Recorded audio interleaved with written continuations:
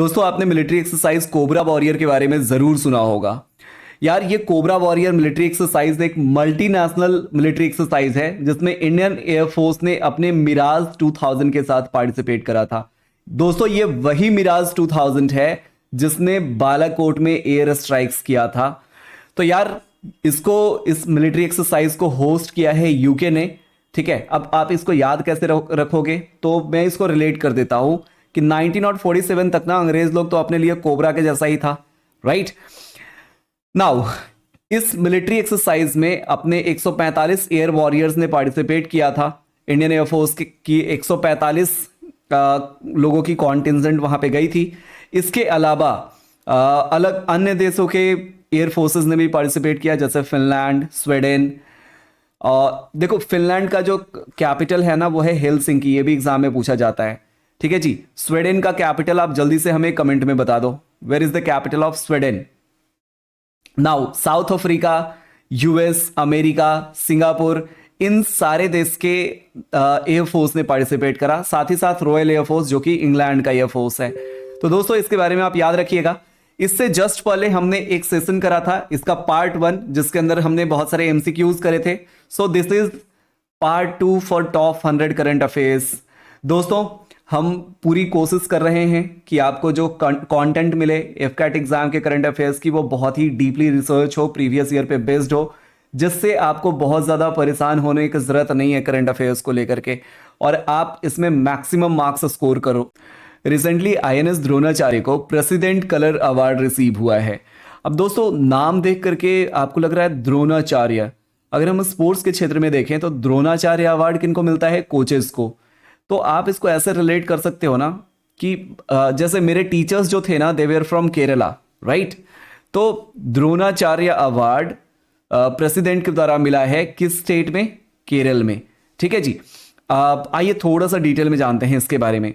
तो यार INS Dronacharya that is Indian navy's gunnery school जो कि केरल में सिचुएटेड है, ठीक है, जिसको अभी रिसेंटली प्रेसिडेंट कलर प्राप्त हुआ है। It is responsible for training 820 officers and 2100 ratings per year in small arms, naval missiles, artillery, radar and defensive countermeasures. Now, अगर हम अगले सवाल की बात करें तो यार ये सवाल अपने आप में बहुत ही इंपॉर्टेंट है। सवाल है कि which country conducts multi domain air land exercise जिसका नाम है वायु प्रहार। यानी इसमें एयर एक्सरसाइज भी है, जाहिर सी बात है इंडियन एयरफोर्स भी इसमें पार्टिसिपेट कर रही होगी, और साथ ही साथ लैंड भी इसमें इंक्लूडेड है, यानी इंडियन आर्मी भी इसमें पार्टिसिपेट कर रही है। तो यार इंडियन आर्मी और इंडियन एयरफोर्स दोनों के बीच टाई अप को और मजबूत करने के लिए लाइन ऑफ एक्चुअल कंट्रोल के इलाके में एलएसी, जो कि भारत और चाइना का बॉर्डर है, ठीक है, तो इंडियन आर्मी और इंडियन एयरफोर्स दोनों मिलकर के ये एक्सरसाइज कर रही है जिसका नाम है वायु प्रहार। ये एक multi domain air land exercise है और बहुत ही इंपॉर्टेंट है आपके एफकैट 12024 के एग्जाम्स के लिए। ठीक है जी, इससे हो क्या रहा है? इंडियन आर्मी और इंडियन एयरफोर्स के बीच में कोऑर्डिनेशन बढ़ रहा है। अगले सवाल की बात करें, which state is the host of Cope India exercise. अब इस कोप को आप रिलेट कर लो किससे? यूएसए से, अमेरिका से। ठीक है जी, अमेरिका को भारत से ना बहुत ज्यादा होप है, ठीक है, तो कोप इज रिलेटेड टू होप। अब ये जो एक्सरसाइज है, मिलिट्री एक्सरसाइज है, ये वेस्ट बंगाल के अंदर में हुआ है, ठीक है जी, जिसमें इंडियन एयरफोर्स ने पार्टिसिपेट करा, यूएस ने पार्टिसिपेट करा है, ठीक है। और ये जो मिलिट्री एक्सरसाइज है ये 2024 में भी होना है, ठीक है जी, 10 अप्रैल से 21 अप्रैल तक शेड्यूल्ड है, ठीक है ना। Now let us move ahead. Exercise धर्म गार्डियन, धर्म की रक्षा करने वाला, the one and only Japan. Yes, तो एक्सरसाइज धर्म गार्डियन किसके साथ हुआ है दोस्तों? जापान के साथ में हुआ है। कहां पे हुआ?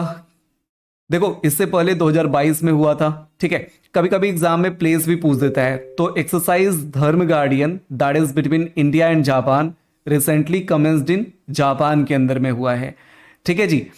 इससे भारत और जापान के बीच में जो बायलैटरल रिलेशंस हैं उनमें भी सुधार आएगी, और साथ ही साथ दोनों देशों के सेनाओं के बीच में भी तालमेल बढ़ेगा।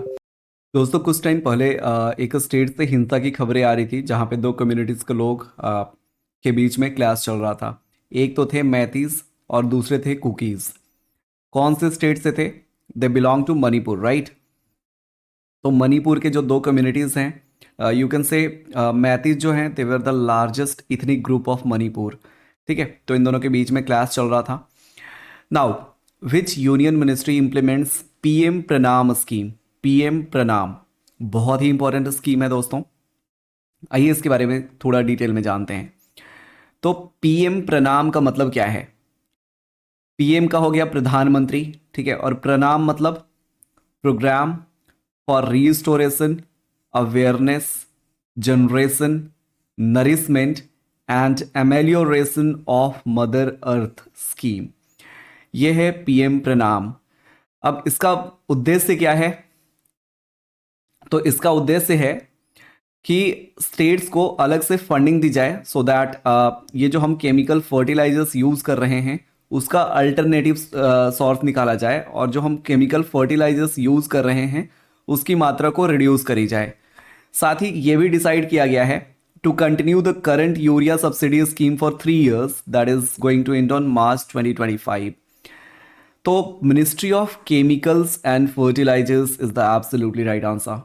Ministry of chemicals and fertilisers के द्वारा पीएम प्रणाम स्कीम लॉन्च किया गया है। So option A is the absolutely right answer friends. Now let's move ahead. Which state launched the Manav Sampada portal to instill transparency in the administrative processes?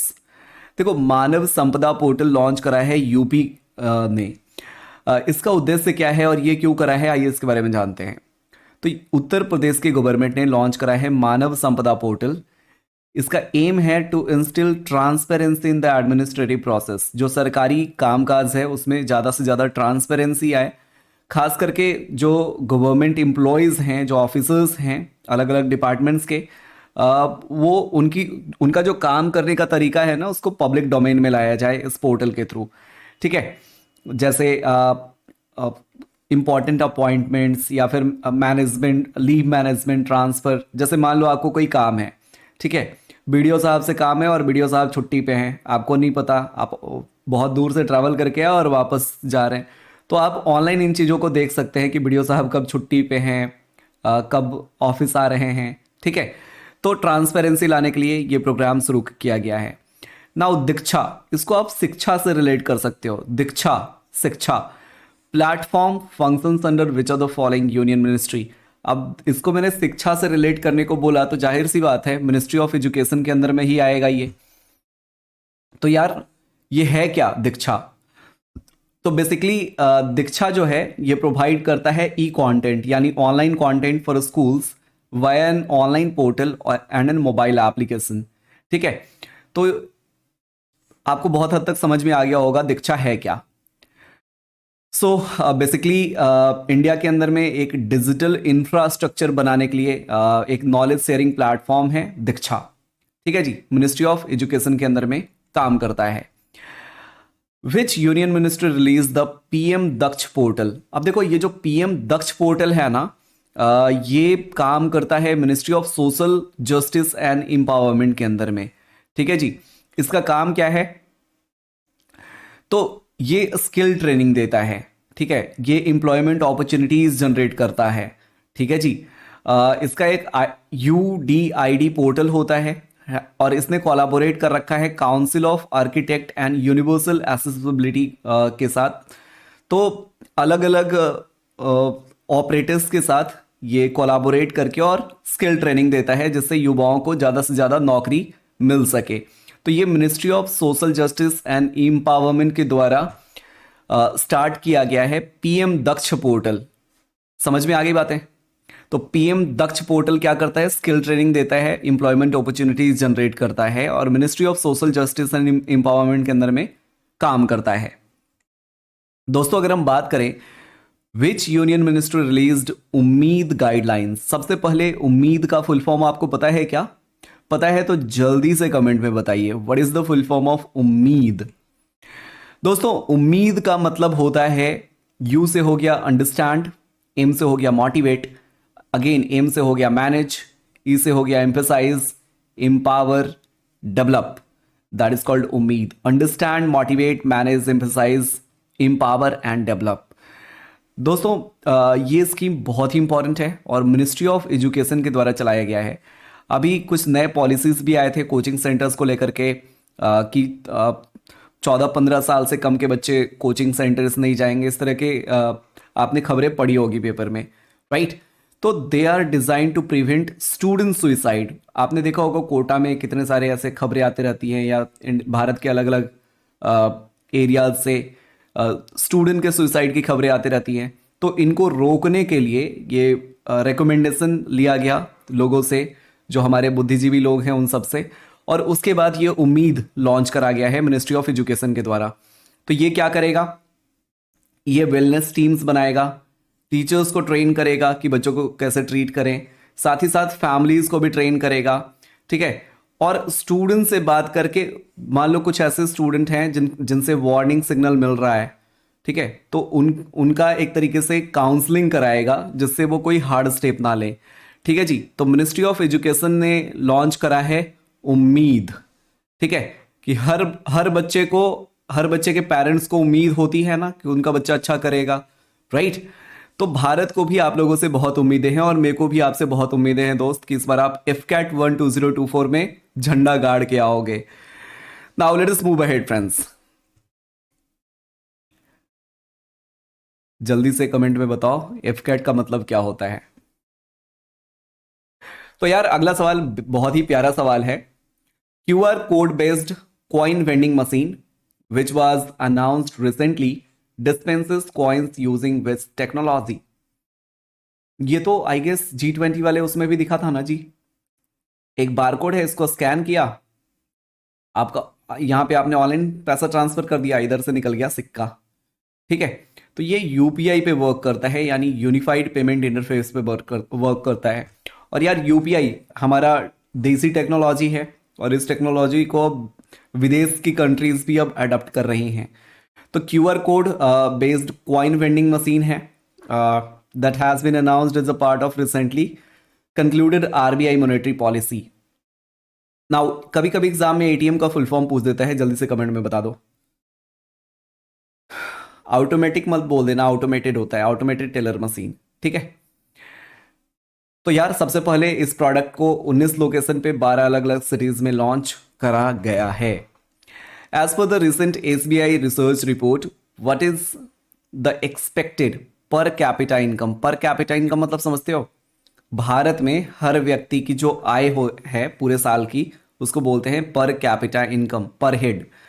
वो अनुमानित है 14.9 लाख, ठीक है, यानी 2047 तक, अभी तो बहुत कम है, ठीक है जी, लेकिन 2047 तक अनुमानित है कि भारत के हर व्यक्ति के पास साल की जो आमदनी होगी वो 14.9 लाख होगी, ठीक है। यानी हर व्यक्ति अपनी जो बेसिक नीड्स है उसको बहुत अच्छे से पूरा कर सकेगा, यानी हम सब अमीर होंगे 2047 तक। तो यार टेंशन मत लो, ठीक है। अब हाथ पे हाथ मत रख के बैठे मत रहो, मेहनत करो। 2047 से पहले ना तुम्हारी अमीरों में गिनती होगी, ठीक है। You will be a part of this billionaires list. Now, Union Ministry of Defense has entered into a contract with which institution for the purchase of 6 Dornier 228 aircraft. ये जो Dornier 228 एयरक्राफ्ट आप देख रहे हो, देखो भारत में एयरक्राफ्ट बनाएगा कौन?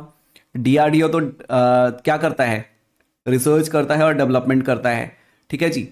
बनाएगा कौन? HAL यानी हिंदुस्तान एरोनॉटिक्स लिमिटेड, ठीक है, जिसके लिए इसने कितने पैसे लिए हैं? लगभग 667 करोड़ रुपए लिए हैं, यानी हर एक एयरक्राफ्ट का दाम 100 करोड़ से ऊपर का है, ठीक है। तो 6 डॉर्नियर 228 एयरक्राफ्ट कौन बनाएगा? Hindustan aeronautics limited. इसके लिए मिनिस्ट्री ऑफ डिफेंस ने कॉन्ट्रैक्ट साइन करा है। ये किस काम में आएगा? हाँ जी, देखो ये ट्रांसपोर्ट पर्पस के लिए भी यूज किया जाएगा और कम्युनिकेशन के लिए भी यूज किया जाएगा, ठीक है। खास करके जो रिमोट एरियाज है ना, वहां पे एयरफोर्स की जो ऑपरेशनल कैपेबिलिटी है उसको बूस्ट अप मिलेगा इस एयरक्राफ्ट के आने के बाद, यानी डॉर्नियर 228 के आने के बाद। दोस्तों सियाचिन डे पता है आपको? सियाचिन डे कब मनाते हैं? तो सियाचिन ग्लेशियर मतलब वहाँ पे रहना ही अपने आप में बहुत बड़ी चुनौती है। और उन सारे सोल्जर्स को एक सैल्यूट मेरी तरफ से, जो अभी हमारे भाई बहन सियाचिन में अपनी सेवा निभा रहे हैं। तो यार Siachen day is observed by the Indian army every year to commemorate which of its operation. दोस्तों, आपको ऑपरेशन मेघदूत याद है क्या? याद है ना, 1984 वाला। तो इंडियन आर्मी ऑब्जर्व करती है 13 अप्रैल को हर साल सियाचिन डे के रूप में, to commemorate the anniversary of operation Meghdoot, जिसको इंडियन आर्मी ने लॉन्च करा था 13 अप्रैल 1984 को, जब पाकिस्तानी सैनिक सियाचिन ग्लेशियर में लाइक उस एरिया के ऊपर अपना कब्जा जमा रहे थे, तो उनको वहां से खाली कराया था। Now to secure Siachen glacier which is of very strategic important for India. तो 49वां सियाचिन डे मनाया गया दोस्तों लास्ट ईयर। इस साल भी 13 अप्रैल को मनाया जाएगा। ठीक है, तो ऑपरेशन मेघदूत हम लोग मनाते हैं 13 अप्रैल को। अगले सवाल में चलते हैं। What is India's rank in world press freedom index? World press freedom index, देखो प्रेस को बोलते हैं संविधान का चौथा स्तंभ। ठीक है, तो इसमें भारत की जो रैंक है वो 161 है 2023 में। ठीक है, ये बताओ कि हैप्पीनेस इंडेक्स में इंडिया का रैंक क्या है? वैसे फिनलैंड तो नंबर 1 पे है। What is the rank of India in the happiness index? Do let me know in the comment section here friends. Let's see कितने लोगों को पता है हैप्पीनेस इंडेक्स के बारे में। तो वीडियो को पॉज कीजिए, जल्दी से कमेंट में बताइए हैप्पीनेस इंडेक्स में भारत की रैंक कितनी है। Happiness index as well as global hunger index. Now, as per recent finance ministry report, what is India's GDP growth for financial year 23? यार इस बार जो हमारा जीडीपी का ग्रोथ है ये पिछले साल से बहुत ऊपर गया है, दैट इज 7.2%, राइट। इससे पहले हमने एस्टिमेट करा था 7%, बट एस्टिमेटेड से भी 0.2% ऊपर गया है। तो फाइनेंशियल ईयर 2023 में हमारा जो जीडीपी का ग्रोथ है that is 7.2%, and it's a great change, friends. Now let us move ahead. What is the rank of India in the Global Innovation Index? यार ग्लोबल इनोवेशन इंडेक्स में इस बार भारत का जो रैंक है that is 40 out of 132 economies around the world. इससे पहले भारत का rank 2015 में 81वां था, ठीक है जी, और 2023 में 40वें पे आ गए हैं, यानी 41 स्थान का जंप लगाया है। Thanthai Periyar wildlife sanctuary, ये तो आपको पता ही होगा तमिलनाडु में है। ये सब आपको ऑलरेडी प्लस क्लासेस में पढ़ा चुका हूं। तो तमिलनाडु गवर्नमेंट ने डिसाइड किया है to notify Thanthai Periyar wildlife sanctuary. It is 18th wildlife sanctuary in the state. Now let's move ahead friends. First women officer in the Indian air force to be appointed as the leader of a frontline combat unit. Frontline combat unit को lead करने वाली Indian air force की पहली महिला या पहली women officer बनी सैलजा धामी। याद रखिएगा दोस्तों, ग्रुप कैप्टन के पोस्ट पे Shaliza Dhami made the history as the first women officer of the Indian air force to be appointed as the leader of the front line combat unit in the western sector and civil overseer missile squadron in the position. अब आपको पता है ये जो group captain का जो rank होता है ना, वो इंडियन आर्मी के अंदर में कर्नल के रैंक के बराबर होता है। तो ये भी एफकैट के एग्जाम में पूछ लिया जाता है। Now first Indian documentary to win an Oscar award. पहला भारतीय डॉक्यूमेंट्री जिसको ऑस्कर अवार्ड मिला है 2023 के अंदर में, that is the elephant whisperers. Basically ये जो एलिफेंट विस्परर्स है, इसको डॉक्यूमेंट्री शॉर्ट फिल्म के कैटेगरी में बेस्ट फिल्म का अवार्ड मिला है। और आपको पता होगा कि इसके अंदर में एक इंजर्ड बेबी एलिफेंट होता है, and after it gets separated from its herd the first. इसी की पूरी स्टोरी बताई गई है कि वो लोग कैसे केयर करते हैं। और आपको पता होगा नाटू नाटू सॉन्ग के बारे में, जो कि एक तेलुगु लैंग्वेज में है, RRR मूवी का है। इसको भी ऑस्कर अवार्ड मिला है। इसके बारे में तो मैंने लास्ट के वीडियोस में डिटेल में चर्चा करा है।